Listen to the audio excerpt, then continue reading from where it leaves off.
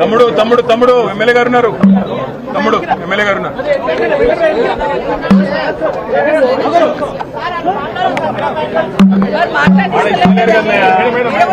వాళ్ళు ఆడ ఈడ కూడా గొంతు నొక్కుతారు కదా.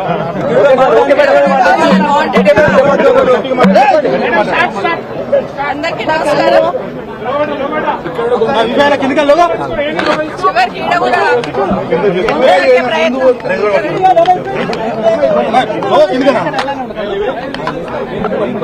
ఈరోజు అసెంబ్లీలో ఏం జరిగిందనేది రాష్ట్ర ప్రజలందరూ చూశారు. అసలు ఏం జరిగింది, ఎందుకు గౌరవ ముఖ్యమంత్రి మాట్లాడారనేది ఇప్పటికీ అర్థమైతలేదు. అసలు మేము ఒక మాట మాట్లాడింది లేదు. కేటీఆర్ గారు మాట్లాడుతూ ఉన్నారు.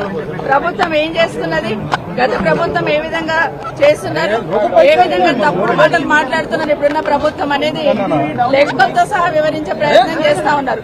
అవన్నీ కూడా వింటా ఉన్నాం. ఎందుకంటే అప్పుల పాలైపోయింది, ఎత్తి కడుతున్నాము అనేది తప్పుడు సంకేతాలతో ప్రజలందరికీ తప్పుడు మాటలు మాట్లాడుతూ తప్పుడు ఇన్ఫర్మేషన్ ఇచ్చుకుంటూ హామీలు తప్పించుకునే ప్రయత్నం చేస్తున్నారు కాంగ్రెస్ పార్టీ వాళ్ళు.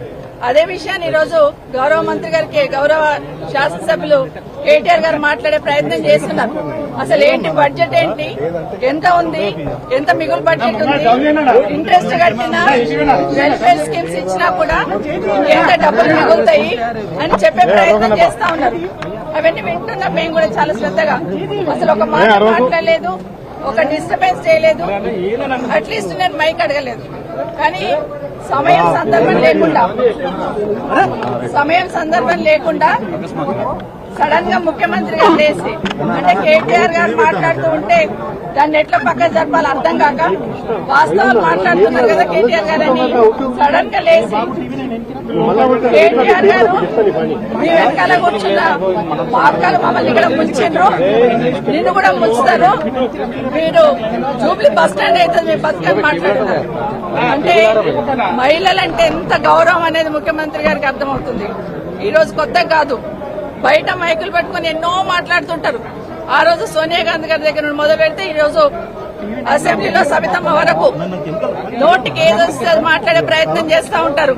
మహిళలంటే ఎక్కడ గౌరవం లేదు, ఏం మాట్లాడాలో ఏం మాట్లాడకూడదు ఆలోచన లేదు.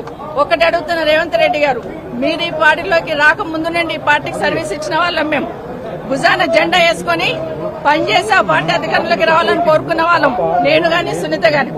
ఈ రోజు నా గురించి సునీత గురించి మాట్లాడుతూ పార్టీకి ఏదో మోసం చేశారని మాట్లాడారు. ఏం మోసం చేశాం? మిమ్మల్ని ఈ రోజు అవతల పార్టీలో మిమ్మల్ని ఈ పార్టీ కాంగ్రెస్ పార్టీలోకి రమ్మని చేయడం ఒకటే నేను చేసిన తప్పు అనిపిస్తుంది ఈ రోజు. ఎందుకంటే ఆ రోజున్న పరిస్థితులలో ఇంకొక మాట మాట్లాడారు రేవంత్ రెడ్డి గారు. ఈరోజు మహిళల్ని అక్కలను నమ్ముకుంటే జూబ్లీ బస్ స్టాండ్ అవుతుంది అంటున్నారు. ఆడబిడ్డలు ఎట్లా ఉంటారో తెలీదా? ఆడబిడ్డలు ఎప్పుడైనా క్షేమం కోరుతారు, నష్టం కోరరు. నమ్ముకున్న వాళ్ళకి ప్రాణమన్న ఇస్తాం కానీ నమ్మిన వాళ్ళకి మోసం చేయాలని ప్రయత్నం చేయం. కానీ ఈరోజు ఏదైతే రేవంత్ రెడ్డి గారు మాట్లాడారో, ఒక సునీతమ్మకు సబితమ్మకు జరిగిన అవమానం కాదు ఇది. యావత్ తెలంగాణ మహిళల గురించి మాట్లాడిన మాటలు ఇవన్నీ. ఇప్పటికైనా ఎందుకంటే రేవంత్ రెడ్డి గారు ఒకటి గుర్తుపెట్టుకోవాలి, ఈరోజు ఆడబిడ్డలను అవమానించి ఆడబిడ్డల వ్యక్తిత్వాన్ని అవమానించినాడు.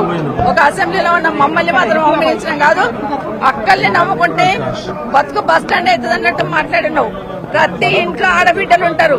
తెలంగాణ రాష్ట్ర ఆడబిడ్డలందరూ ఈరోజు ఆలోచిస్తున్నారు ఒక ముఖ్యమంత్రి స్థాయిలో ఉండి. ఎందుకంటే ఈరోజు ఆ స్థానంలో నేను ఈరోజు వచ్చి అసెంబ్లీకి వచ్చి 24 సంవత్సరాల కింద వచ్చినప్పటి నుండి ఆ సీట్ ఏదైతే ఉందో ఆ సీట్ మీద చంద్రబాబు నాయుడు గారిని చూశాను, రాజశేఖర రెడ్డి గారిని చూశాను, రోషయ్య గారిని చూశాను, కేసీఆర్ గారిని చూశాను, కిరణ్ కుమార్ రెడ్డి గారిని చూశాను. ఈరోజు మిమ్మల్ని చూస్తున్నాను. ఈరోజు మీరు ఆ సీటుని అగౌరవపరిచారు. మహిళల్ని కామెంట్ చేసి నిండు సభలో ఆ సీటుకున్న గౌరవాన్ని తగ్గించారు. నిజంగా మీ గౌరవం ఉండాలంటే మీరు క్షమాపణ చెప్పండి. ఒక్కటి గుర్తుపెట్టుకోండి రేవంత్ రెడ్డి గారు, ఈరోజు మహిళల గురించి మాట్లాడుతూ బతుకు బస్ స్టాండ్ అన్నారు చూడండి, అది చాలా బాధ అనిపిస్తా ఉంది. మేము నమ్మిన వాళ్ళకి మేము నష్టపోయినా పర్లేదు, మా అన్న తమ్ముళ్ళు బాగుండాలని కోరుకుంటాం. మేము ఏ ఆడబిడ్డ అయినా కూడా క్షేమం కోరుకుంటుంది. కానీ ఈ రోజు కేటీఆర్ గారిని మేము ముందు పెట్టుకొని ఆయన బతికేదో బస్ స్టాండ్ చేసుకునే లెవెల్